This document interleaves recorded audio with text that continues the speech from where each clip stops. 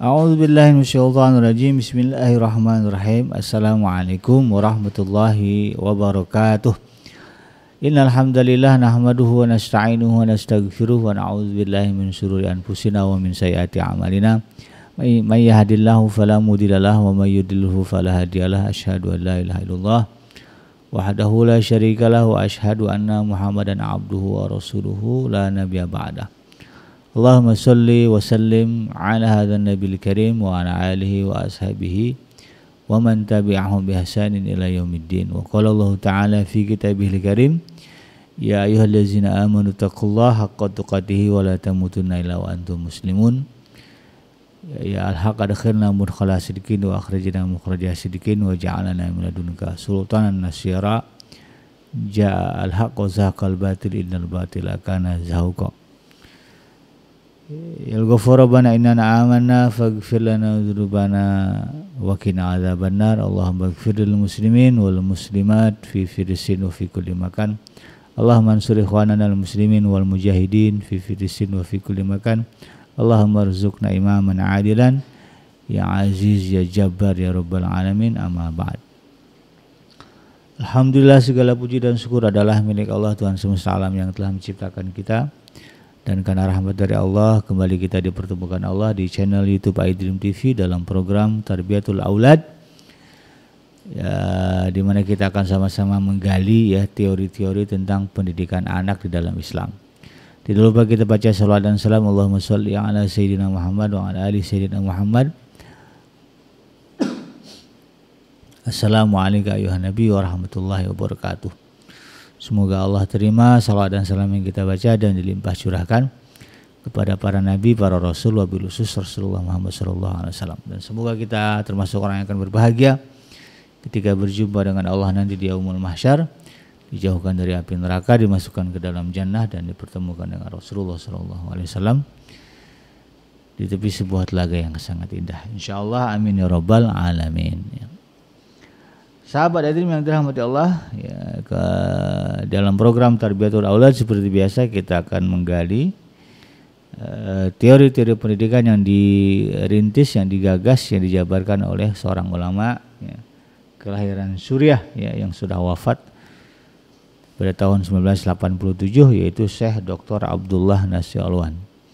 Dalam kitab beliau yang berjudul Tarbiyatul Aulad fil Islam, ya, pendidikan anak di dalam Islam.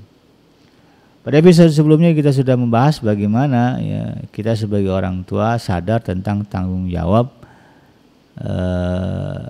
pendidikan sosial ya, pada diri anak, karena anak-anak kita akan menjadi bagian dari masyarakat ya.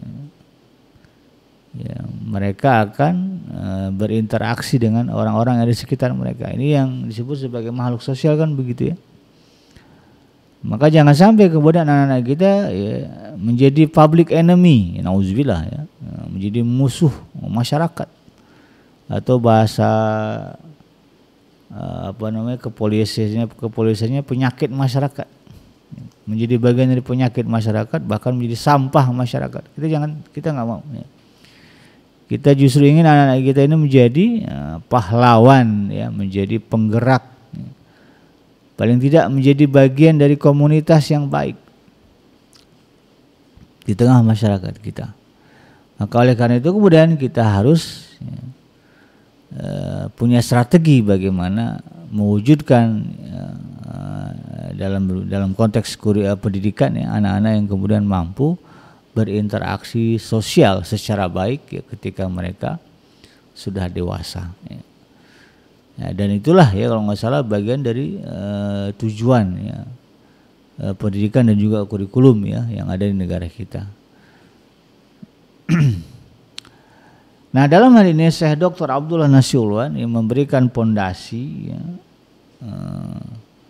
memberikan teori-teori tentang bagaimana ya pondasi untuk mewujudkan itu. Ya, atau pondasi di dalam menanamkan atau membentuk jiwa yang mulia pada diri anak. Ya, kalau dalam dunia kecantikan ada istilahnya inner beauty. Ya, kalau bagi perempuan ya, tidak hanya cantik fisiknya, ya wajahnya bentuk tubuhnya, suaranya, tapi juga inner ya, kecantikan yang ada di dalam hatinya, berhati mulia. Kayak kalau saya perhatikan ya di ajang-ajang Miss ya. Ya, none, abang none gitu ya, kalau di Jakarta ya, atau Miss ya, ada Miss Universe, Miss Indonesia ya. Walaupun saya nggak setuju acara ini gitu ya. Tapi mereka saja yang bikin acara begitu ya, itu mensyaratkan yang disebut dengan inner beauty tadi ya. Nanti dilihat, digali kebaikan-kebaikan kontestannya itu. Aktif gak dia di tengah masyarakatnya, ada nggak ya kegiatan-kegiatan sosial yang membangun ya. Ya artinya jadi dia adalah orang yang baik di tengah masyarakat gitu. Punya program apa, charity-nya kayak gimana. Itu skala standarnya Miss Universe, Miss, acara-acara Miss begitu ya. Miss World misalnya, Miss USA sama itu ya, artinya kebaikan itu satu hal yang sangat penting dan utama. Maka kemudian kita juga ya jangan mengabaikan bagaimana ya pentingnya menanamkan kesadaran ya, sosial yang tinggi di tengah masyarakat kita pada anak-anak kita itu. Nah, saya Dr. Abdullah Nasiulan yang menjelaskan beberapa pondasi ya, dalam rangka membentuk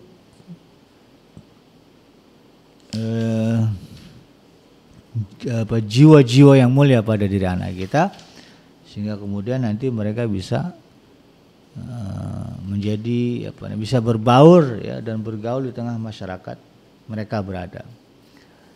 Karena anak-anak kita ya tidak akan selamanya berada di tengah kita ya.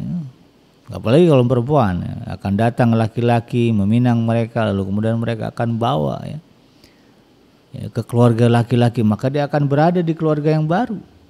Kalau perempuan ya, kalau kecuali di Minangkabau ya dulu ya, kalau di masyarakat Minang, laki-laki itu yang pindah ya, pindah ke keluarga baru, ke keluarga istrinya itu.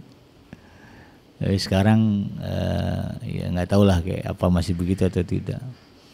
Tapi secara umum ya dalam masyarakat kita kan begitu ya. Kalau kita punya anak perempuan akan datang anak laki-laki yang meminang, melamar, maka nanti kemudian diboyong ya kalau bahasa Jawanya. Dia akan berada di keluarga baru. Ya sama sajalah. Anak kita laki-laki kah perempuan, pada akhirnya mereka nanti akan berada di keluarga yang baru. Nah, kalau mereka tidak memiliki ya, kemampuan ya di dalam berinteraksi sosial ya dengan baik, maka mereka akan menjadi masalah ya di tengah masyarakat. Ya, kalau jadi ayah, menjadi ayah yang tidak bertanggung jawab, itu kan rumah tangganya cekcok nantinya, ya, berujung kepada perceraian. Nah, ini kita tidak mau. Ya, di dalam buku beliau ini ya, Syekh Dr. Abdullah Nasiulan ya, paling tidak ini kalau saya perhatikan ada berapa ini?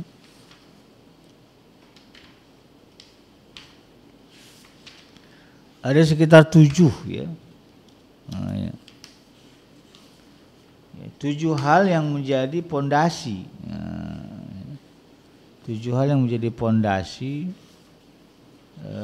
bagi kita orang tua di dalam menanamkan atau membentuk jiwa yang mulia pada anak kita. Ini banyak juga itu kan.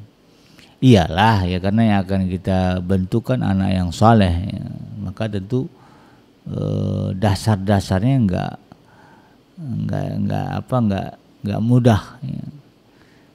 Pondasinya tentu harus kokoh. Nah, maka ada setidaknya 7 ya, 7 hal yang menjadi pondasi utama di dalam membentuk jiwa yang mulia pada diri anak. Kita bahas dari yang pertama insyaallah ya, yang menjadi pondasi ya, untuk membentuk jiwa yang mulia pada diri anak-anak kita. Yang pertama adalah takwa. Jadi pondasi ini disebutkan ya, atau diliskan oleh Syekh Dr. Abdullah Nasiulan sebagai pondasi yang pertama. Karena kata beliau takwa merupakan nilai akhir dan juga buah ya dari tabiat ya atau karakter keimanan seseorang yang ada di dalam dadanya begitu kan. Jadi buah dari iman itu adalah takwa.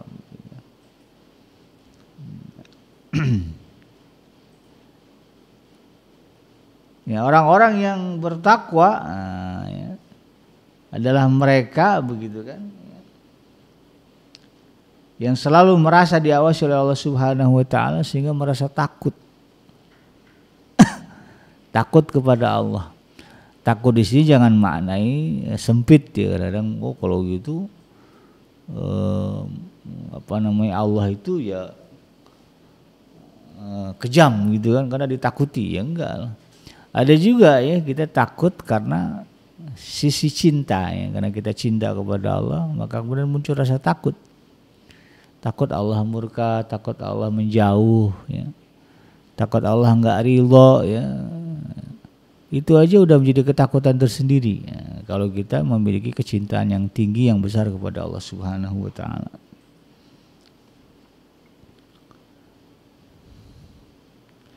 Dan tidak heran kalau kemudian ya, takwa ini dijadikan sebagai pondasi pertama karena memang ya, kalau kita berbicara Al-Quran kata Syekh Dr. Abdul Nasirwan ya, perbincangan utama di dalam Al-Quran adalah berbicara tentang ketakwaan, bahkan beragam bentuk ibadah ya, yang disyariatkan dalam Islam ya, dari mulai kita bangun tidur sampai tidur lagi ya, ibadah-ibadah itu dalam rangka membentuk nilai-nilai ketakwaan yang akan mengantarkan seseorang kepada derajat yang mulia ya. Kalau kita lihat di dalam surah Al-Hujurat misalnya yang ke-13 ya, Allah Subhanahu wa taala menegaskan ya, inna akramakum indallahi atqakum ya. Jadi setelah Allah cerita bahwa Allah menciptakan manusia dengan suku bangsa yang beragam, maka Allah tegaskan di situ inna akramakum indallahi atqakum, yang paling mulia di antara kalian adalah yang paling bertakwa. Maka takwa ini menjadi perbincangan utama, menjadi topik penting ya di dalam pendidikan anak-anak kita. Bagaimana kita bisa membentuk nilai-nilai ketakwaan di dalam jiwa anak kita menjadi darah daging dan menjadi karakter dalam dirinya sehingga kemudian terbentuklah jiwa yang mulia pada anak-anak kita. Secara mendasar kalau kita berbicara takwa ya tentu kita bicara definisinya dulu ya, apa itu takwa ya, kalau dalam Al-Quran ya dalam surah surah yang ke-39 kalau nggak salah ya. Allah surah Zumar nggak salah, di situ disebutkan ya, alladzi jaa bisidqi wa saddaqa bihi ulaika humul muttaqun ya. Orang yang datang dengan membawa kebenaran ya, Rasulullah SAW, para nabi para rasul sebelum beliau juga ya. Wa saddaqa bihi, dan mereka yang membenarkannya. Nah, jadi Rasul dan umatnya. Umat di sini dalam artian mereka yang mengikuti atau membenarkan apa yang dibawa oleh Rasulullah SAW. Ulaika humul muttaqun, kata Allah Subhanahu wa taala. Mereka lah orang-orang yang bertakwa kepada Allah. Maka bahasa mudahnya takwa adalah membenarkan Al-Quran. Nah, kalau berbicara membenarkan bukan sekedar oh benar, enggak ya, tapi diamalkan, dikerjakan kalau itu perintah, dipatuhi kalau itu larangan. Nah, itulah takwa. Maka ini yang kemudian kita bentuk pada diri anak-anak kita. Bagaimana mereka menjadi pribadi-pribadi yang senantiasa ya, patuh terhadap perintah dan larangan dari Allah Subhanahu wa taala. Memiliki rasa kepedulian yang tinggi terhadap perintah dan larangan. Karena ada anak yang acuh cuek ya, kalau berbicara perintah dan larangan Allah Subhanahu wa taala. Buktinya apa ya, itu tadi ya, yang perempuan yang belum sadar pakai menutup aurat ya. Karena dia nggak care, dia nggak peduli dengan perintah dan larangan yang ada dalam Al-Quran. Walaupun bapaknya profesor, ada yang begitu kan. Ya, kepeduliannya kepada Allah masih rendah, kepeduliannya kepada aturan-aturan Allah masih rendah. Nah, ini kita nggak mau ya, kita ingin betul-betul wujudkan dalam diri anak kita ya rasa itu. Dan tentu berbicara takwa, ya, berbicara karakter, akhlak, sifat yang baik. Ya, makanya Rasulullah SAW ya, ketika menjelaskan tentang takwa, ya, Rasulullah sampai mengulang-ulangnya. At-taqwa huwa hahuna. At-taqwa huwa hahuna. Ulang 3 kali. Takwa itu ada di sini, ada di sini. Jadi kebaikan-kebaikan, kepatuhan-kepatuhan, ya, ketaatan-ketaatan kepada perintah dan larangan Allah Subhanahu wa taala bukan di sini. Bukan pula pada tampilan. Ya, kadang-kadang ada orang yang kan ada istilah sekarang tuh ya, baju takwa ya. Baju takwa itu ya baju untuk ke masjid gitu ya. Di Jakarta disebutnya baju koko gitu ya. Karena yang pakai itu rata-rata koko-koko dulu ya. Modelnya baju punya koko ya, orang-orang Cina.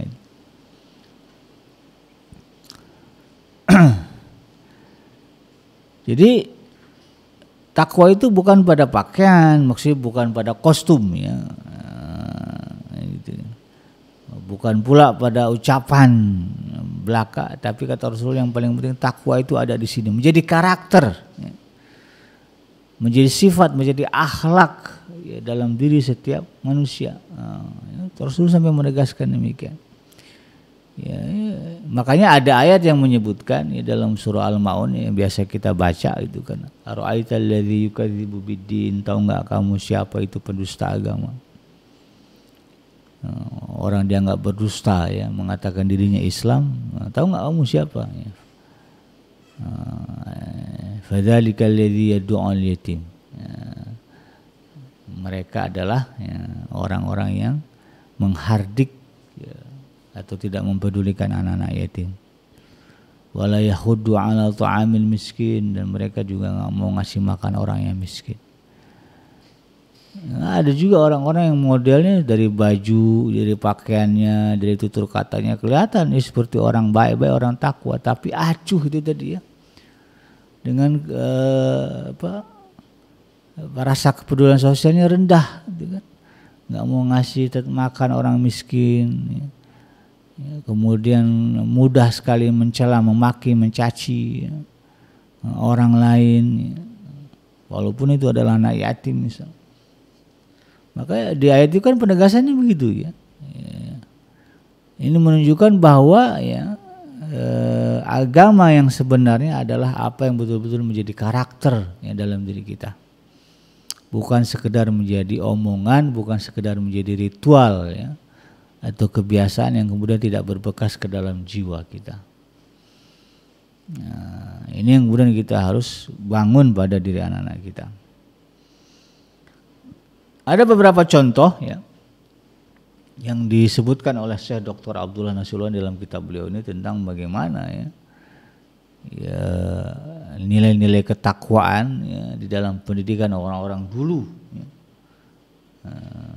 Itu betul-betul ditanamkan dan terbentuk. Nah, ya. Yang pertama ada disebutkan oleh Al-Ghazali ya, di dalam kitab beliau ya, Imam Al-Ghazali menulis satu kitab yaitu kitab Ihya Ulumuddin ya. Kata beliau ya, dulu ya ada namanya Yunus bin Ubaid ya, memiliki kain yang harganya berbeda ya. Kain yang satu per meter harganya 400 dirham, kemudian yang kain yang satu lagi per meternya seharga 200 dirham, separuhnya. Kemudian dia pergi untuk melaksanakan sholat dan meninggalkan keponakannya untuk menjaga tokonya. Ini ada orang yang hidup di zaman Imam Al-Ghazali ya, seorang ulama besar. Nah, lalu kemudian saat toko milik Yunus bin Ubaid ini ya, dalam keadaan dijaga oleh anaknya ya, datang seorang Arab dan membeli kain yang per meter harganya 400 dirham. Kemudian dia merasa senang ya, dan suka begitu ya dengan kain itu, lalu membelinya dengan harga 400 dirham.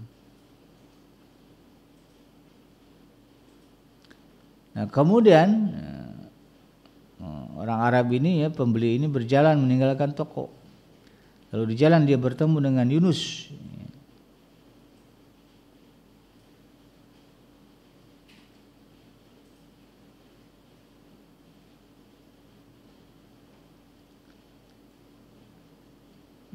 Jadi ketika dia pulang, orang Arab ini pulang ya, keluar dari tokonya Yunus bin Ubaid ini, dia ketemu sama Yunus bin Ubaid. Dilihat dia bawa kain dari toko dia kayaknya gitu.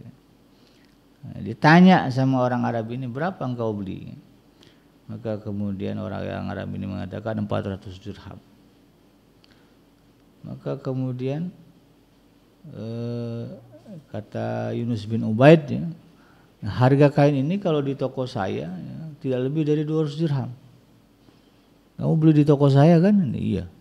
Maka kemudian dia minta kembalikan lagi ke toko. Ya. Lalu dia mengatakan di tempat kami kain ini bisa berharga 500 dirham. Tidak apa-apa kata orang Arab itu. Saya ridho, saya rela, saya jual lagi juga bisa dapat untung juga saya gitu kan. Maka kemudian kata Yunus bin Ubaid, ya, pergilah bersamaku, sesungguhnya nasihat dalam agama itu lebih baik daripada dunia dan isinya. Kemudian dia kembali ke tokonya dan mengembalikan uang 200 dirham milik si pembeli itu. Setelah itu kemudian dia cekcok ya dengan keponakannya ya, dan kemudian Yunus berkata, ya, apakah kamu tidak malu? Apakah kamu tidak takut kepada Allah? Kamu mendapatkan keuntungan sebanyak itu sementara engkau meninggalkan memberi nasihat kepada kaum muslimin. Keponakannya mengatakan, demi Allah, ia tidaklah mengambilnya kecuali telah merasa ridho terhadapnya. Yunus menjawab, apakah engkau tidak meridhonya apa yang engkau ridhoi untuk dirimu sendiri? Nah, jadi sedemikian rupa ya Yunus bin Ubaid yang mengingatkan keponakannya. Ya, jadi bagaimana ya Yunus ini memiliki kemuliaan jiwa yang sudah tertanam dalam diri beliau, bahkan ya, dalam praktek bisnisnya ya begitu ya, jauh dari praktek kezaliman. Nah, ya keponakannya yang ngejual kain 200 dirham dengan harga 400 dia mau kok, dia ridho, dia senang, ya nggak ada masalah kan. Tapi kata Yunus bin Ubaid ya, kalau kamu di posisi dia kamu senang juga apa? Ya beli kain harganya 200 tapi jadi 400 gitu kan. Nah, simple aja gitu kata Yunus bin Ubaid ya. Yang kedua ya, contoh bagaimana kemuliaan jiwa yang tertanam ya berkat tingginya nilai ketakwaan adalah satu kisah ya disebutkan oleh saya Dr. Abdullah Nasirwan ini ya. Abdullah bin Dinar ya pernah berkata, aku keluar bersama dengan Umar bin Khattab menuju kota Mekah. Kemudian kami berhenti untuk beristirahat. Saat itu kami melihat seorang pengembala. Ya. Kemudian Umar berkata, wahai pengembala, milik siapa kambing-kambing ini? Maka pengembala itu menjawab, aku adalah seorang budak. Umar bertanya lagi, katakan saja kepada majikanmu bahwa seekor serigala telah membunuhnya. Ya, maka kemudian pengembala itu mengatakan, di manakah Allah? Kemudian Umar menangis mendengar jawaban tersebut, ya, lalu ia berjalan bersama budak tersebut, lalu membelinya dari majikannya dan memerdekakannya. Umar berkata, engkau telah diselamatkan dengan kata-katamu ini. Aku berharap kata-kata itu bisa menyelamatkanmu di akhirat nanti. Jadi itulah luar biasanya nilai ketakwaan pada zaman ya para sahabat Rasulullah sallallahu alaihi wasallam. Jangankan di zaman sahabat tadi ya, zaman tabi'in ya, pada zamannya Imam Al-Ghazali ada orang yang sedemikian nilai takwanya. Ketika takwa sudah menghunjam di dalam dada ya, kepatuhan ya atas perintah dan larangan dari Allah Subhanahu wa taala, maka orang-orang ini, anak-anak ini menjadi pribadi-pribadi yang begitu luar biasa ya, akhlaknya, kebaikannya, keutamaan. Tidak, mereka jauh dari kezaliman, kejahatan. Ini pangkal kerusakan dunia ini kan karena orang-orang jahat. Ada orang-orang yang memiliki sifat jahat kan. Ada ya, peperangan, ya, pembegalan, pembunuhan, itu kan mengerikan itu. Dan itulah dari orang-orang yang jahat. Orang-orang yang jahat ya orang-orang yang memang jauh dari nilai-nilai ketakwaan dalam diri dia. Budak saja ya, hamba sahaya di zaman Sayyidina Umar bin Khattab, imannya ketakwaannya itu luar biasa, takut kepada Allah yang besar. Ya, sampai dia bertanya kan, di mana Allah? Ya, kalau saya mengatakan demikian, emang Allah nggak ada apa? Allah ngelihat saya, Pak. Ini yang kita tanamkan kepada anak kita.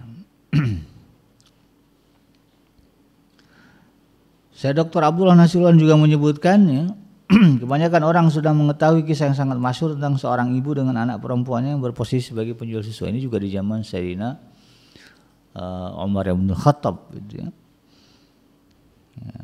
Jadi satu ketika Sayyidina Umar bin Khattab beliau biasa around kalau kata orang Minang ya, keliling-keliling ya, ronda gitu ya. Biasanya di sepertiga malam terakhir mengelilingi rumah-rumah penduduk gitu ya. Ini menunjukkan bagaimana amanahnya ya sosok Sayyidina Umar bin Khattab terhadap jabatan khalifah ya, atau pemimpin pengganti Rasulullah SAW. Walaupun beliau tidak mau disebut sebagai khalifah ya, beliau lebih senang dipanggil dengan Amirul Mukminin ya. Karena beliau merasa tidak layak yang menjadi pemimpin pengganti Rasulullah. Ya, kalau Sayyidina Abu Bakar ialah itu ya. Karena dia disebutkan dalam Al-Quran ini sebagai orang kedua yang berada di dalam gua. Gitu ya. Kalau kata Sayyidina Umar, saya apalah gitu. Maka beliau tidak suka dipanggil khalifah. Beliau lebih senang dipanggil sebagai Amirul Mukminin. Pengurus ya, orang-orang yang beriman. Ya, ketika dia round keliling-keliling begitu ya, maka kemudian ya, dilihatnya ada satu rumah ya, pagi-pagi lampunya sudah nyala itu ya. Di malam sepertiga malam masih gelap banget lah gitu ya, masih dini hari betul gitu. Maka kemudian beliau pun duduk ya di apa istilahnya mungkin bawah jendela itu ya, menguping. Kalau pemimpin nguping nggak apa-apa, karena dia pengen tahu kan keadaan masyarakat. Kalau kita kepo nggak boleh ya, sekedar pengen tahu nanti jadi gosip, itu beda ya. Maka beliau pun duduk istirahat sambil nguping. Ada apa sih di dalam rumah ini? Ternyata ada dialog ya, antara seorang anak ya, perempuan dengan ibunya. Ya, rupanya ya keluarga ini ya, mungkin kalau sekarang mah orang tua tunggal gitu ya. Ya, ibu yang sudah janda itu kan ya, membesarkan anak gitu ya. Nah, ibunya ini dan anaknya jualan susu gitu ya. Jualan susu untuk kemudian bisa ya menafkahi hidup mereka. Jadi malam itu ya qadarullah ya Sayyidina Umar mendengarkan ya, berdialog antara mereka bahwa ya si ibu ingin menambahkan susu dengan air supaya jadi lebih banyak ya, sehingga adalah keuntungan lebih gitu ya. Enggak kelihatan juga ya susu ditambah air gitu ya. Si anak kemudian menolak, jangan ibu, itu kan nggak benar. Nah, itu melanggar hukum, itu ya. Melanggar hukum. Ya, Sayyidina Umar juga melarang ya, Khalifah melarang kita melakukan curang dia, jualan di pasar. Yang kita lakukan ini kecurangan. Maka kemudian kata ibunya, Khalifah kan nggak tahu, ya. Padahal Khalifahnya ada di sebelah ya. Khalifah kan nggak tahu nak. Ibunya masih ngeyel juga, lalu kemudian anak ini mengatakan, oke, Khalifah nggak tahu, tapi Tuhannya Khalifah dia tahu kan. Masya Allah ya. Kalau ketemu tuh yang kayak itu, saya punya anak laki-laki, saya juga mau jadiin mantu gitu ya. Ya Tuhannya ya Khalifah nggak tahu, tapi kan Tuhannya tahu gitu ya. Nah, akhirnya si ibunya sadar. Luar biasa gitu ya. Bagaimana nilai ketakwaan ini ditanamkan pada diri seorang anak wanita sampai sedemikian, nggak mau curang, dalam urusan apapun. Walaupun aman lah ya dari pengetahuan penguasa gitu, tapi dia tidak merasa aman dari pantauan penglihatan Allah Subhanahu wa taala. Maka kemudian Sayyidina Umar bin Khattab pulang ya, lalu kemudian mengutus seseorang untuk mencari tahu siapa keluarga ini, dan pada akhirnya beliau memanggil ya, salah seorang putranya ya, namanya Asim siapa gitu, lalu dinikahkan dengan wanita tersebut ya. Dan dari pernikahan ini kemudian lahirlah seorang anak yang menjadi khalifah, juga menjadi khalifah yang besar ya, yaitu Umar bin Abdul Aziz. Maksudnya ini cucunya, bukan cucunya, cicit ya. Cicit dari Sayyidina Umar bin Khattab.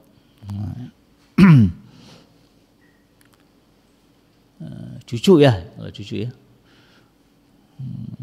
Kurang lebih seperti itu. Jadi inilah ya bagaimana kiat ya kita menanamkan nilai-nilai membentuk ya kebaikan jiwa pada seorang anak. Kita mulai dengan menanamkan pondasi ketakwaan dalam diri anak. Ya, ketakwaan yang paling simpel dan mudah adalah anak merasa takut kepada Allah Subhanahu wa taala. Dari rasa takut ini kemudian akan muncul ketaatan ya, terhadap perintah dan kepatuhan terhadap larangan. Takut kepada Allah ya, saya katakan tadi tidak hanya pada posisi bahwa Allah itu maha pemilik azab, pemilik siksa, tapi juga Allah adalah maha pengasih, maha penyayang. Tentu ya ketika kita dijauhi ya, tidak disukai oleh yang maha pemurah, kita menjadi takut. Kita takut kehilangan ya. Kehilangan Allah yang maha pengasih, maha penyayang dalam diri kita, dalam kehidupan kita. Kita takut Allah menjauh dari kita. Nah, itu bagian dari takut juga itu. Bukan hanya takut disiksa, takut diazab, lebih dari itu. Dan bahkan inilah takut, nilai ketakwaan, nilai ketakutan yang paling utama ya.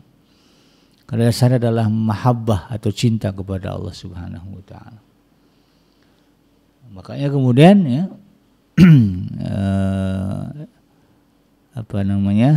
Nabi Allah Ibrahim alaihissalam ya, dan juga keturunan beliau ya, para nabi ya, betul-betul mewasiatkan ya, kepada putra-putra mereka, keturunan mereka, agar mereka betul-betul menjadi pribadi yang bertakwa.